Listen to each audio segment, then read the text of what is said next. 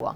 देखिए फराह हाशमी साहबा, आप जो फरमा रही हैं वह ये बात है, लाहौर के इलाके वेलेंशिया टाउन में एक घर है। उस घर में 3 बच्चे और उनकी वालदा जो है वो अल्लाह को प्यारे हो गया है। जो खातून है वो 40 साल की खातून थी, अलीना उसका नाम था। उसका बेटा 16 साल का रेहान है। FIR के मुताबिक जो 11 अर्शिया है बेटी, वो 11 साल की, और 9 साल का अरसल शामिल है। यानी 3 बच्चे हैं, एक खातून है, चारों ज़हर आलूद। जो उनका हस्बैंड है उसका नाम नासिर डोगर साहब है, और नासिर डोगर एक अमेरिका से ये फैमिली पलट के आती है। पैसे वैसे ठीक है गए इन फैमिली के पास, और असर सूख नासिर डोगर साहब रखते हैं। नासिर डोगर साहब का जो भाई भी है वो भी एक DSP है, लाहौर में तैनात है, और रिंग रोड पर वो अपनी ड्यूटी फ़राइज़ सर अंजाम दे रहा है। अब बात यह है, अभी तक जो हस्बैंड है यानी डोगर साहब, जो नासिर डोगर साहब है, वो पुलिस की हिरासत में है। पुलिस तफ्तीश कर रही है क्योंकि ये बात कत्ल की तरफ जा रही है। पुलिस के एक मेरे मुसद्दक़ा ज़राए का कहना है ये खुदकुशी नहीं लग रही, लेकिन मुसलसल जो नासिर डोगर है हस्बैंड है वो ये कहता है कि मेरी बीवी जो है वो ज़हनी मरीज़ा है और उसने बच्चों को जहर दिया है। और जब मैं घर आया हूँ तो उसने कहा कि जी फातिमा ना की जो बच्ची है उसके साथ हमने फ़िल्म देखने भेजा हुआ है। जब फ़िल्म देखने भेजा, मैंने कहा क्यों भेजा जी फ़िल्म देखने? तो उस पर वो चीखती है कि नहीं मैंने भेजा, लेकिन लाशें पीछे से नजर आ रही। नहीं, लेकिन पड़ोसी तो ये कह रहे हैं कि हमने एक बच्चे को दर्द में चिल्लाते हुए जब आवाज़ सुनी तो जब वो वहाँ पे गए तो उनके वालिद साहब निकले और उन्होंने कहा कि मेरे बच्चे तो घर पे ही नहीं है।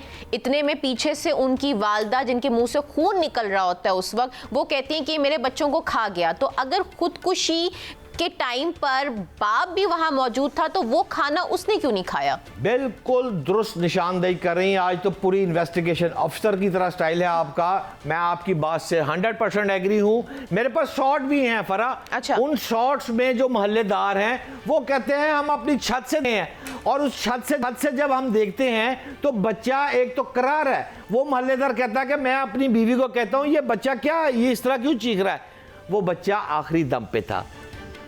मतलब कि फिर वो उसको कहते हैं, फिर वो बच्चा, एक दूसरा मोहल्लेदार है सरफराज, मेरा सीनियर क्राइम रिपोर्टर है, वो उस मौके पर गया है। उसने मोहल्लेदार से बात की है, आई विटनेस खुद है सरफराज टोल्ड मी कि जो मोहल्लेदार है वो ये कह रहे हैं कि खातून मरने से पहले चीख रही थी कि इस शख्स ने मेरे बच्चों को मार दिया है, जहर दे के मार दिया है, जहर अब आइसक्रीम में दिया है। ये तो फोरेंसिक रिपोर्ट आ जाएगी।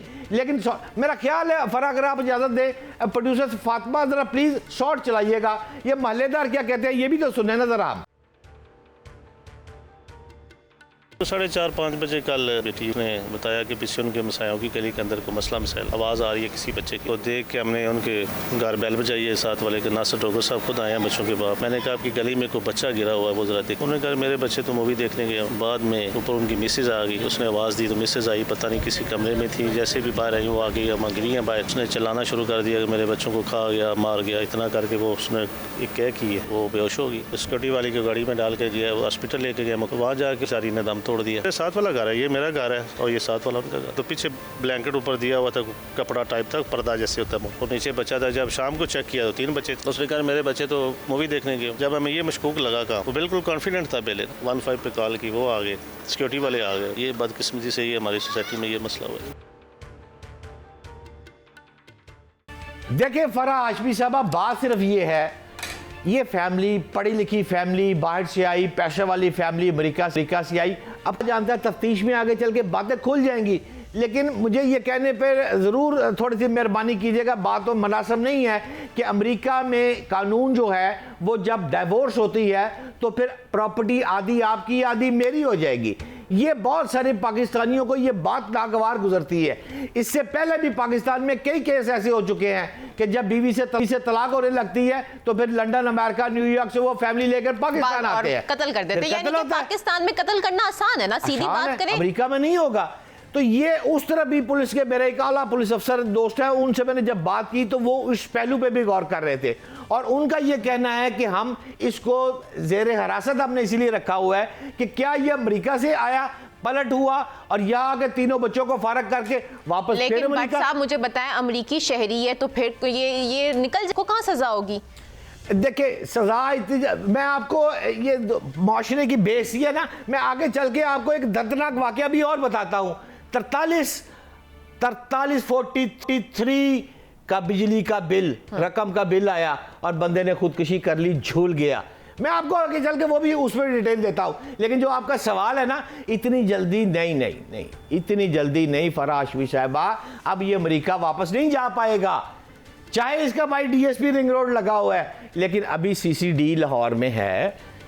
यानी कि ये कहीं भी केस भी साथी आ जाएंगे। सीसीडी के ऊपर आ जाएगा, तफ्तीश नहीं होगी, या जो एक प्रॉपर चैनल है कानून का वो उस पे नहीं जाएगा, सीसीडी आकर के इसका बदला लेगी। नहीं, सीसीडी तब आएगी जब ये पुलिस इन्वेस्टिगेशन, बाज़ाब्ता पंजाब पुलिस एक फाइल मुकम्मल करती है, उसके बाद सीसीडी इन्वॉल्व नहीं होती, सीसीडी को केस ट्रांसफर किया जाता है बाद अज़ा। उस सूरत में अगर मुल्ज़म वाकई करार, वाकई सजा उसको मिलनी चाहिए, तो फिर ये रवाज आ रहे हैं। लेकिन बट साहब आप ये कह रहे हैं कि ये खुदकुशी नहीं हो सकती, ये सिर्फ बताएं, हमारे सुनने वाले देखने वाले ये जानना चाहेंगे कि जो खुदकुशी का टाइटल दिया गया ये खुदकुशी नहीं हो सकती आपके नजदीक। देखिए, जितनी मेरी क्राइम रिपोर्टिंग मैंने जिंदगी में की हुई है, स्पॉट्स पे जाके जो मैंने कवरेज की है फराह हाशमी साहिबा, उसके मुताबिक इस तरह इस बंदे का आना, महल्लेदारों का बयानात और देना, महल्लेदारों की क्या मुखालफत है ना, महल्लेदार बयान क्यों उस डोगर के खिलाफ दे रहे हैं, और इसका बयान देना कि जी मैं आया, उसने बीवी ने कहा जी फातिमा के साथ फिल्म देखने गए,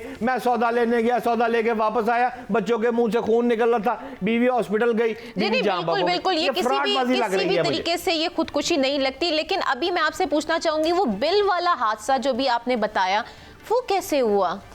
फराह हाशमी साहिबा, मैं आपके रोंगटे खड़े कर दूं, क्योंकि मैं तो खुद बहुत डिप्रेस हूँ ये खबर देखने के बाद। ये आपकी स्क्रीन पे एक बिल चल रहा है, इस बिल में जो बिल आ गया बिजली का बिल, वो 43,000 40,000 और 43 का एग्जैक्ट, कुछ 200 रुपये ऊपर नीचे होगा, आप एग्जैक्ट फिगर ले ले, 43,000 रुपये का बिजली का बिल आया एक शख्स को।